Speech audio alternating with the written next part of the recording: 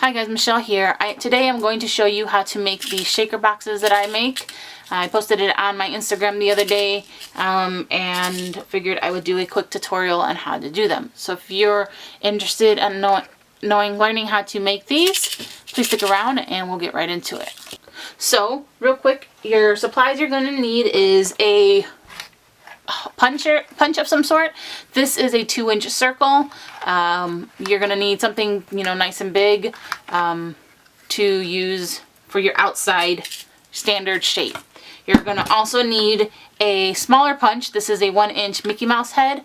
You can also, what I've used with this one is a 1-inch circle that you can use. This time around I'm using my 1-inch Mickey Mouse head because I want it to look for Disney. So you're going to need those two. Just make sure whatever you're using in the middle of your outside is smaller than it so that you don't break you need to have padding around the inside, around the two cutouts. So if you're using a 2-inch circle, I would say you can go up to a 1.5-inch die cut inside of it. Now they also sell these, if you have a big shot, they sell die cuts they're called nested die cuts that you can use as well and make bigger shaker windows or whatever. You run it through, just choose your big size with a smaller inside of it, run it through your big shot, you'll have both of them cut out and you're ready to go. But if you're like me, I don't have that and my big shot is put away, this is what I have on hand, so this is what I'm using, and it can be done. You're going to need a nice thick cardstock of some sort. What I am using is some reclaimed invitations that we had printed out that I have a box of that we don't need. Again, cardstock will work great. Just make sure it's not too flimsy and that your hole punch your die cut can cut through it. And then if you want to, put a decoration of some sort on top of it, a decorated paper, you're going to need some decorative paper as well. This can be thin as, it's fine, because that's just going to go on top. You'll also need a glue stick, some scissors, a pencil, preferably a grid of some sort so you can measure to find the centers. And then to fill the items, you're going to need seed beads, which is what makes that sound, or you can use glitter, beads of any sort. These are flat back beads, acrylic beads, or anything else you want to put inside of it. You don't want to put anything that's too big, because anything that's, you're going to be limited by the height that you make this. So keep that in mind, that if you're putting acrylic items in here, make sure that they're shorter than your height that we make your shaker box to be.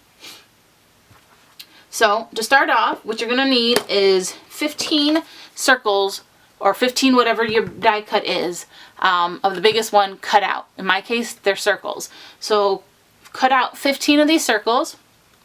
Once you get these cut out, you're going to want to go ahead and, because I am using a smaller die cut and a different style die cut, in this case Mickey Mouse ears, in the center of it, you're going to need to figure out where your center of your circle is. So what I like to do is just place this on my mat by the 1-in-1 thing, circle inside the grids. Find the circles, draw to find my center point, and then I'll know where my center point is exactly. I will then take my middle punch, line that up each with mine, and what I've noticed with most of my 1-inch punches, they have these little notches or these little arrows to show you exactly where the center point of your die cut is. So I will take this and line up the lines that I made on each side with that and go ahead and punch out. Now this is what we're going to use this for, is going to be your template for all your other circles that you have punched out. So with the other circles that you have punched out, remember you should have 15 of these. You're going to go ahead and place it on top, and then just go ahead and sketch real quick using your template you just made the die cut that you have cut out. This way you know exactly where to cut this at. Then what you're going to do is, once you get these on all 15 of your circles, actually, if you cut out 15 circles, leave one that doesn't have a cutout. So with 14 of your 15 circles, what you're going to do, once you've marked used your template that you made and marked on your other 14 circles where it's supposed to match, what you're going to do is then, as you can see though, that we used our template to draw the Mickey Mouse head or whatever middle center that you're using. You're going to use that to line up with your middle punch. So line it up as best as you can and go ahead and punch it out. This will then allow you to line these up exactly how, you know, without having an overlap, without it being, you know, in the wrong position. So once you get all 14 of your circles punched out, with punched out with the middles, what you're going to do is, remember, you're going to have 15 circles total. 14 of them are going to be punched out with your centers, and one's going to be just a standard solid circle. Once you get your 14 ones punched out with the middle, you're going to go ahead and start gluing them on top of each other. So just take your one, put glue stick on it, take another one, line it up with the centered punch, and glue it down. You're going to do that with all 14 of them, and this is what you're going to end up with. And it should be fairly thick. Again, depending on what kind of cardstock you're using, you might need more, you might need less. So play around with it. For this particular cardstock that I'm using, 14 is perfect number for it. Or 15 is a perfect amount for me. So all 15 are glued together and stacked up. What you're going to then, I forgot as well, you're going to need acetate. I like to reuse stuff that, you know, normally would be thrown away. So I use packaging that I buy my craft supplies in. So this is just from packaging from my sealer that I bought last month or whatever. Just all I do is cut the back off. I mean, you can use each one, but I cut the back off, and that leaves me with this nice clear thick plastic acetate. You can go ahead and Joann's, Michael's, anywhere else, they sell acetate sheets, but like I said, if you have clear packaging, like, you know, my stamps that I bought, they come in this clear packaging. You can use this, take it out of there, you can use that.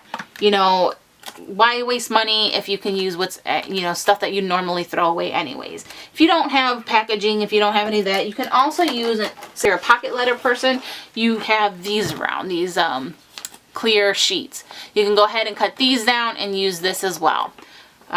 Or like if you want, Dollar Store also has, in my previous videos where I made these shaker bags for my pocket letters, Dollar Store sells these, you know, pocket letters. I mean, these, they're almost like this, but they're thinner, and they're like, you know, there's 3 pockets instead. You can find those. They're 10 for $1. You can go ahead and use that. I mean, just look around your house. Anything clear that's, you know, durable enough, that's not going to rip, that things aren't going to poke through, you're fine using. So once you have all your things glued together, you're going to take whatever clear item you're using, a piece out that's big enough to fit on top of your big original cut. So I don't know if you can see that. So I've cut out a 2-inch circle that'll fit over my item. However, it needs to be, I've trimmed it down a bit so that it fits nicely inside. What you're then going to do is, glue stick will not hold this down, so what I like to use is double-sided tape. And you make sure you use a nice sturdy double-sided tape that's going to hold it. So I'll go through this, tape it on, and then while you're doing this, make sure that you do not get any tape within this hole that that you've cut out.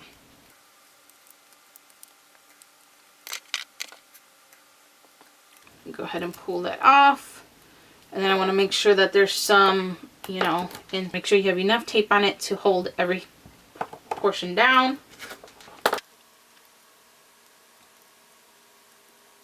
And once you got it all covered in your tape.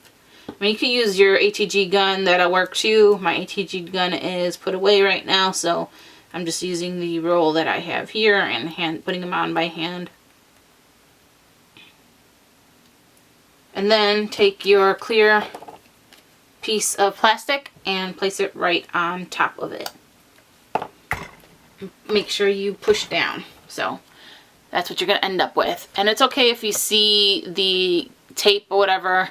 You're not going to see it once you put it in a minute. So once you do this, remember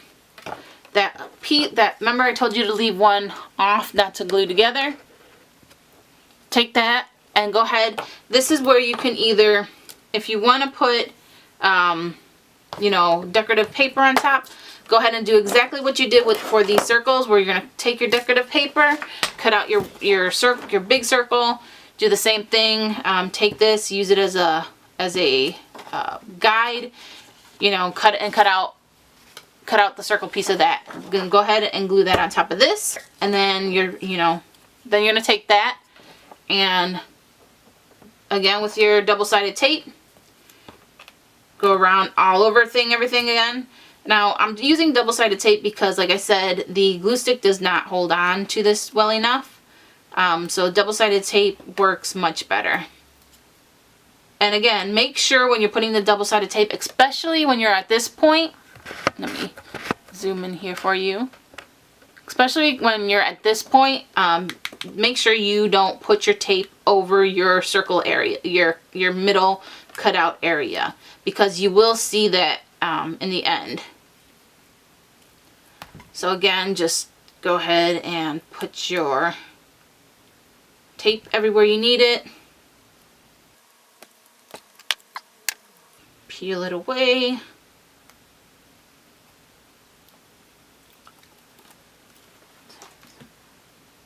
Crap.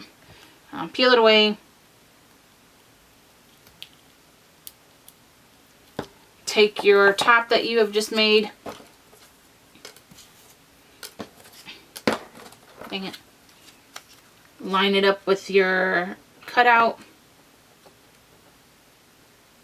And now sandwich it in, and then sandwich that acetate in between. So you're going to have your 14 circles that you cut out stacked up.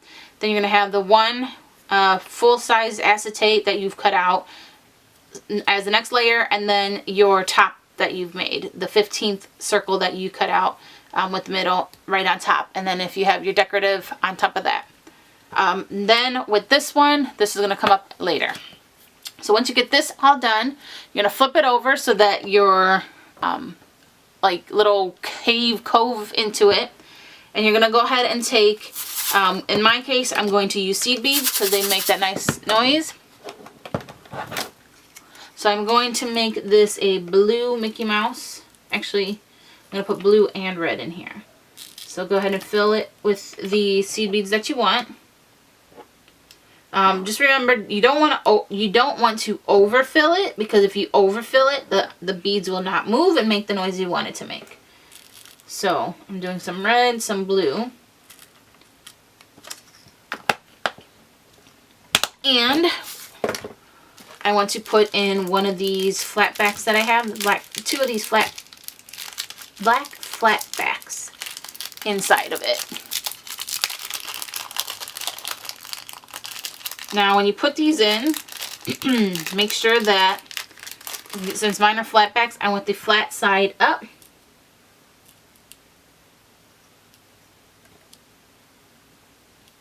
Since this is going to be your bottom part. And then just go ahead and fill with anything else you want in. And then this is where your your full round circle is. Now, if you're like me and you're using items that have, print on it because, it's just recycling what I had, make sure you don't put this side down. What you're going to do is, again, take part of your decorative paper. If you're using solid color cardstock, it's fine. You can go ahead and put that down and you won't see through it. But if you want something that's, more decorative in the background here, just go ahead and cut off a piece that's going to fit over your cutout.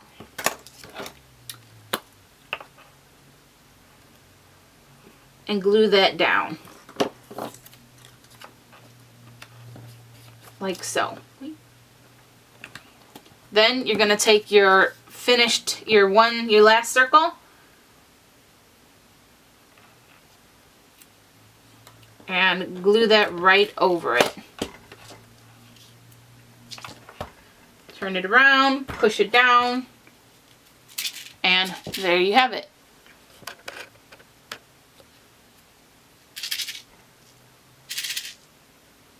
So you can see my decorative paper in the background there, and then the seed beads and everything that I put inside of it, and that's it. I want to finish off like this. I'm fine with my paper that I use has like this decorative floral thing on it, so I'm fine with that look on the top. I'm not going to put any decorative paper on top of it, but if you want to finish the sides off, and this is not going to matter because this is where you're going to glue down. If you're worried about somebody seeing the back side of it, again, if you're using a solid color cardstock, you're not going to have to worry about that. But if you're using, like me, something that I'm reusing, and you're worried about somebody seeing the back, if you're not going to, you know, put it flat onto something, if it's going to pop up and you're afraid that somebody's going to see that, go ahead and slap on a circle of a decorative paper on it.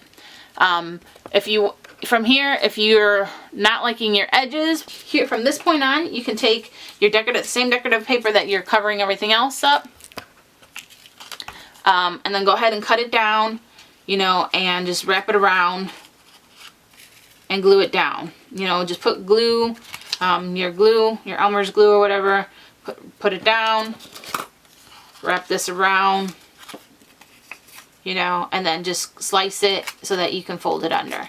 And that'll cover those edges. That's kind of what I did on, you know, here. Actually, with this one, I used washi tape.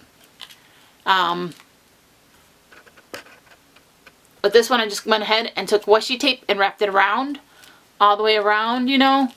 And then I went and did slices and then pushed those down in. Same concept as using paper, just with washi tape. Or, again, you can also take, you know, an acrylic paint, just go ahead and paint their edges. That'll work as well. Or you can just leave it as is. And that is how I make my shaker boxes.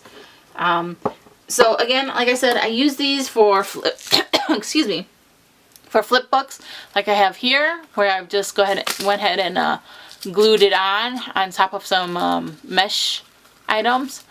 You can use it for that. If you want, you can also use these as embellishments on paper clips. All you have to do is go ahead and glue. You know, with this, you're gonna you need to make sure you have a good solid glue. So, you know, you can use a hot glue gun or super glue or anything. Just make sure that your glue that you use to attach this is a solid glue. Go ahead and put it on there. Take another circle, cut out, and of the decorative tape, slap it right on it again, and cover that, size it up, and you'll have a nice, you know, embellished shaker box paper clip.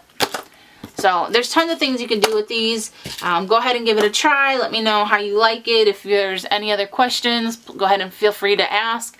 And that is it. I hope you guys enjoyed. Until next time, make sure you like, comment, share, and subscribe to my channel. It'd be greatly appreciated. And that's it. That's all. Thanks. Bye, guys.